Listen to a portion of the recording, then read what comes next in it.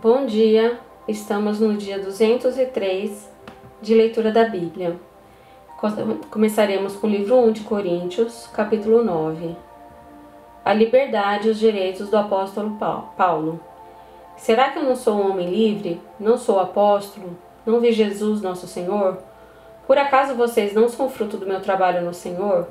Se não sou apóstolo para outros, certamente eu sou para vocês, porque vocês são o selo do meu apostolado no Senhor. A minha defesa diante dos que me questionam é esta: será que nós não temos o direito de comer e beber? Será que não temos o direito de levar conosco uma esposa crente como fazem os demais apóstolos, os irmãos do Senhor e Cefas? Ou será que somente eu e Barnabé temos de trabalhar para viver? Quem é que vai à guerra às suas próprias custas? Quem planta uma vinha e não come do seu fruto? Ou quem apacenta o rebanho e não se alimenta do leite do rebanho? Será que eu digo isso apenas como homem? Não é verdade que a lei também o diz? Porque na lei de Moisés está escrito: não amarre a boca do boi quando ele pisa o trigo. Por acaso Deus está preocupado com bois? Será que não é certamente por nossa causa que ele está dizendo isso? É claro que é por nossa causa que isso está escrito, pois quem lavra deve fazê-lo com esperança e quem colhe deve fazê-lo na esperança de receber a parte que lhe é devida. Se nós semearmos entre vocês as coisas espirituais, será muito recolhermos de vocês bens materiais? Se outros participam desse direito sobre vocês, não o temos nós em maior medida? Entretanto, não fizemos uso desse direito, pelo contrário, suportamos tudo para não criarmos qualquer obstáculo ao Evangelho de Cristo. Vocês não sabem que os que prestam serviço sagrado se alimentam no próprio templo e os que servem ao altar participam do que é oferecido sobre o altar? Assim também o Senhor ordenou aos que pregam o Evangelho que vivam do Evangelho. Eu, porém, não tenho feito uso de nenhuma dessas coisas e não escrevo isso para que assim se faça comigo. Preferiria morrer a deixar que alguém me tire esta glória. Se anuncio o Evangelho, não tenho de me gloriar, pois sobre mim pesa essa obrigação, porque ai de mim se não pregar o Evangelho. Se eu faço de livre vontade, tenho recompensa, mas se eu faço por obrigação é porque uma responsabilidade me foi confiada. Nesse caso, qual é a minha recompensa? É que, anunciando o Evangelho, eu o apresente de graça, mas não me valer do direito que ele me dá. Porque, sendo livre de todos, fiz-me escrava de todos a fim de ganhar o maior número possível. Para com os judeus, fiz-me como judeu, a fim de ganhar os judeus. Para os que vivem sob o regime da lei, como se eu mesmo assim vivesse, para ganhar os que vivem debaixo da lei, embora eu não esteja debaixo da lei. Ao sem lei, como se eu mesmo fosse, não estando sem lei para com Deus, mas debaixo da lei de Cristo, para ganhar os que vivem fora do regime da lei. Fiz-me fraco para com os fracos, a fim de ganhar os fracos. Fiz-me tudo para com todos, a fim de, por todos os modos, salvar alguns. Tudo faço por causa do Evangelho, para ser também participante dele. Vocês não sabem que os que correm no estádio todos, na verdade, correm, mas um só leva o prêmio? Corram de tal maneira que ganhem o prêmio. Todo atleta em tudo se domina. Aqueles para alcançar uma coroa incorruptível, nós, porém, a incorruptível. Assim corro também eu. Não se meta assim luto, não como desferindo golpes no ar, mas esmurro meu corpo e o reduzo à escravidão, para que, tendo pregado a outros, não venha eu mesmo a ser desqualificado. Livro 2 de Reis, capítulo 1. Acasias e o profeta Elias. Depois da morte de Acabe, o rei dos Moabitas se revoltou contra Israel. E o rei Acasias caiu pelas grades de um quarto do andar superior em Samaria e ficou ferido. Então enviou mensageiros e lhes disse: vão consultar Baal-Zebub, deus de Ecrom, para saber se vou sarar desta doença. Mas o anjo do Senhor disse a Elias o tesbita: levante-se, vá encontrar-se com os mensageiros do rei de Samaria e pergunte-lhes: será que não há Deus em Israel para que vocês estejam indo consultar Baal-Zebub, deus de Ecrom? Por isso, assim diz o Senhor: da cama em que está deitado você não sairá mais.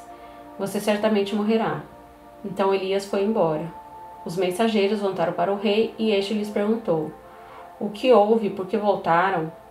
Eles responderam: um homem veio ao nosso encontro e nos disse que deveríamos voltar para o rei que nos havia mandado e dizer o seguinte: assim diz o Senhor: será que não há Deus em Israel para que você esteja mandando consultar Baal-Zebub, Deus de Egrom?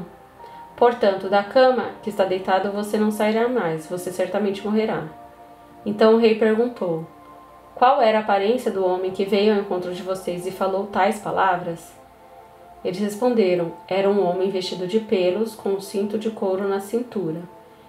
Então o rei disse: é Elias, o tesbita. Então o rei enviou um capitão de 50 com seus 50 soldados em busca de Elias.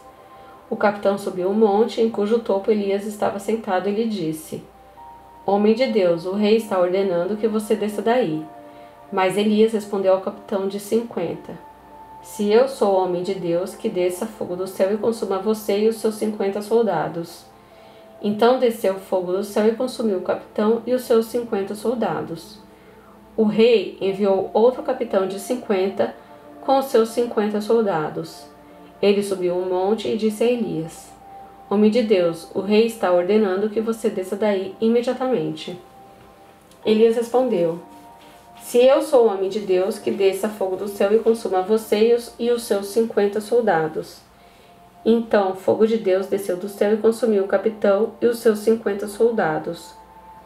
O rei enviou um terceiro capitão de 50 com os seus 50 soldados. Este terceiro capitão de 50 subiu o monte, pôs-se de joelhos diante de Elias e lhe suplicou: homem de Deus, peço por favor que a minha vida e a vida destes seus servos de 50 soldados seja preciosa aos seus olhos, porque desceu fogo do céu e consumiu aqueles dois primeiros capitães de 50, com seus 50 soldados. Agora, porém, que a minha vida seja preciosa aos seus olhos. Então o anjo do Senhor disse a Elias: desça com este, não tenha medo. Ele se levantou, desceu com ele e se apresentou ao rei. Elias disse ao rei: assim diz o Senhor: por que você enviou mensageiros para consultar Baal-Zebub, Deus de Egrom? É porque não há Deus em Israel cuja palavra se possa consultar? Portanto, da cama em que você está deitado você não sairá mais, você certamente morrerá. E assim Acasias morreu, segundo a palavra do Senhor anunciada por Elias. E Jorão, irmão de Acasias, começou a reinar em seu lugar, no segundo ano do reinado de Jeorão, filho de Josafá, rei de Judá. Isto porque Acasias não tinha filhos. Quanto aos demais atos de Acasias, ao que fez, não está tudo escrito no livro da história dos reis de Israel? Livro 2 de Reis, capítulo 2. Eliseu é sucessor de Elias. Quando o Senhor estava para tomar Elias ao céu num redemoinho, Elias saiu de Gilgal em companhia de Eliseu. E Elias disse a Eliseu: fique aqui, porque o Senhor me enviou a Betel. Mas Eliseu disse: tão certo como vive o Senhor e como você vive, não o deixarei ir sozinho. E assim foram até Betel. Os discípulos dos profetas que estavam em Betel saíram ao encontro de Eliseu e lhe perguntaram: você sabia que hoje o Senhor levará o seu mestre, elevando-o por sobre a sua cabeça? Ele respondeu: sim, também eu já sei, mas não diga nada. Então Elias disse a Eliseu: fique aqui, porque o Senhor me enviou a Jericó. Mas Eliseu disse: tão certo como vive o Senhor e como você vive, não o deixarei ir sozinho. E assim foram a Jericó. Então os discípulos dos profetas que estavam em Jericó se aproximaram de Eliseu e lhe perguntaram: você sabia que hoje o Senhor levará o seu mestre, levando-o por sobre a sua cabeça? Ele respondeu: sim, também eu já sei, mas não diga nada. Mais uma vez Elias disse a Eliseu: fique aqui, porque o Senhor me enviou ao Jordão. Mas Eliseu disse: tão certo como vive o Senhor e como você vive, não o deixarei ir sozinho. E assim os dois foram juntos. 50 homens dos discípulos dos profetas foram e ficaram a certa distância, quando ambos pararam junto ao Jordão. Então Elias pegou o seu manto, enrolou e bateu com ele nas águas, as quais se dividiram para os dois lados, e ambos passaram em seco. Elias é elevado ao céu. Quando eles tinham passado o Jordão, Elias disse a Eliseu: Não digo o que você quer que eu faça por você, antes que eu seja levado embora. Eliseu disse: Quero receber por herança a porção dobrada do seu espírito.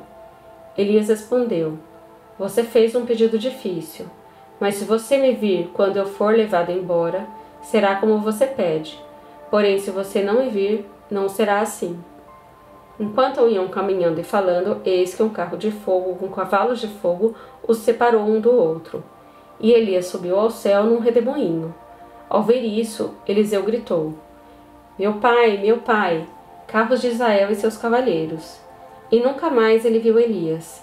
E pegando a sua própria roupa, rasgou-a em duas partes. Então levantou o manto de Elias, que havia caído, e voltou para a margem do Jordão. Pegou o manto de Elias, que havia caído, bateu com ele nas águas e disse: Onde está o Senhor, Deus de Elias? Quando ele bateu nas águas, elas se dividiram para os dois lados, e Elias passou. Os discípulos dos profetas procuram Elias. Os discípulos dos profetas que estavam defronte em Jericó viram isso e disseram: O espírito de Elias repousa sobre Eliseu. Foram ao encontro de Eliseu e se prostraram diante dele em terra. E disseram a Eliseu: Eis que entre os seus servos há 50 homens valentes. Deixe-os ir em procura do seu mestre. Pode ser que o Espírito do Senhor o tenha levado e lançado em algum dos montes ou em algum dos vales. Porém ele respondeu: Não mandem ninguém. Mas eles insistiram com ele até que, constrangido, lhes disse: Podem enviar aos homens. E enviaram 50 homens que o procuraram durante 3 dias, porém não o acharam. Então voltaram para junto de Eliseu, que tinha ficado em Jericó. E ele lhes disse: Eu não disse que vocês não deveriam ir? Eliseu torna saudáveis as águas de Jericó. Os homens da cidade disseram a Eliseu: Eis que essa cidade é bem situada, como o Senhor pode ver. Porém a água não é boa e a terra é estéril. Ele disse: Tragam-me um prato novo e ponham nele sal. E eles trouxeram. Então Eliseu foi até a fonte e jogou o sal na água, e disse: Assim diz o Senhor: Tornei saudável esta água, ela não será mais causa de morte nem de esterilidade. E aquela água ficou saudável até o dia de hoje, segundo a palavra que Eliseu tinha dito. Rapazinhos zombam de Eliseu. Então Eliseu partiu dali para ir a Betel.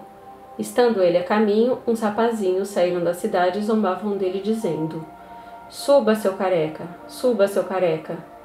Eliseu se virou para trás, viu os rapazinhos e os amaldiçoou em nome do Senhor. Então 2 ursas saíram do bosque e despedaçaram 42 deles. Dali Eliseu foi para o Monte Carmelo, de onde voltou para Samaria. Amós, capítulo 7. A visão do gafanhoto, do fogo e do prumo. O Senhor Deus me mostrou o seguinte: eis que ele formava uma nuvem de gafanhotos no momento em que começavam a brotar as plantas da entre-safra, ou seja, a cultura tardia que vinha depois de concluída a colheita reservada ao rei. Quando tinham acabado de comer toda a plantação, eu disse: Senhor Deus, perdoa por favor. Como poderá Jacó sobreviver? Pois ele é pequeno. Então o Senhor mudou de ideia em relação a isso e falou: Isso não vai acontecer. Depois o Senhor me mostrou o seguinte: eis que o Senhor Deus chamou o fogo para exercer a sua justiça. Este fogo consumiu o grande abismo e começava a devorar a terra. Então eu disse: Senhor Deus, para por favor. Como poderá Jacó sobreviver? Pois ele é pequeno. E o Senhor mudou de ideia em relação a isso e falou: Também isso não vai acontecer, diz o Senhor Deus. Mostrou-me também isso. Eis que o Senhor estava sobre um muro levantado a prumo e tinha um prumo na mão. O Senhor me perguntou: O que você está vendo, Amós? Respondi: Um prumo. Então o Senhor disse: Eis que eu porei o prumo no meio do meu povo de Israel. Não posso mais ignorar o que fazem.